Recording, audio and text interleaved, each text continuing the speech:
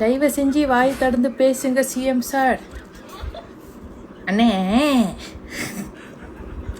அண்ணே,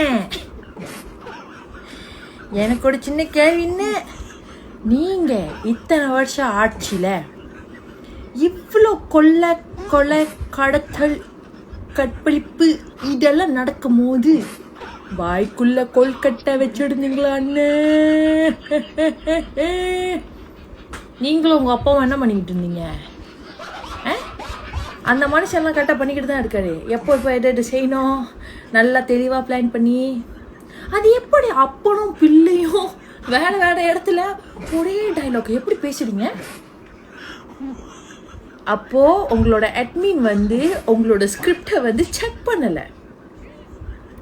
அப்பனுக்கும் பையனுக்கும் ஒரே ஸ்கிரிப்டை தான் ஃபோட்டோ ஸ்டேட் பண்ணி கொடுத்துட்டாங்க. அப்படி தானே?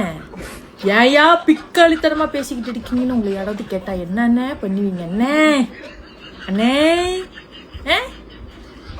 உங்களுக்கெல்லாம் என்ன அருகதை எடுக்குன்னு எங்கள் தளபதியை நோண்டிக்கிட்டு இருக்கீங்க. ஏன்னா அங்கே சூத்து தீ பிடிச்சி எரியுது.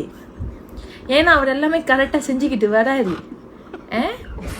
இவரு பெரிய நொட்டு சட்டையை போட்டுட்டாங்களாம், அதுக்கப்புறம் போர்டு பிடிச்சிட்டாங்களாம். கதறது கேட்குதா சிஎம் சார்னு? இந்த பிக்காளித்தனம் தான் பண்ணாதேன்னு அன்னைக்கே அவர் சைலண்டாகவே வார்னிங் கொடுத்தாரு. இன்னும் திருந்தல திரு உதயநிதி அவர்களே. அப்பா நல்லா இருக்காரா? முன்னாள் சிஎம் ஸ்டாலின் அவர்கள் நல்லா இருக்காரா? எல்லாரும் நல்லா இருக்கீங்களா? ஏன் ஜெயிலுக்கு போயிடுவோன்னு பயப்படுறீங்களா? இல்லை உங்களுடைய தண்டவாளம் வண்டவாளத்தில் ஏறிடுவோன்னு பயப்படுறீங்களா?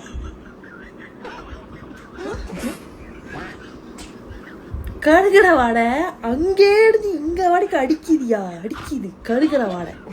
எது கருக்குதுன்னு கழட்டி பார்த்தா தான் தெரியும் போல இருக்கு. நீங்கள் நடத்துங்க. இவங்க பேசுனதை பற்றி நீங்கள் என்ன நினைக்கிறீங்க அப்படிங்கிறத மறக்காமல் கமெண்ட்டில் சொல்லுங்கள். நன்றி.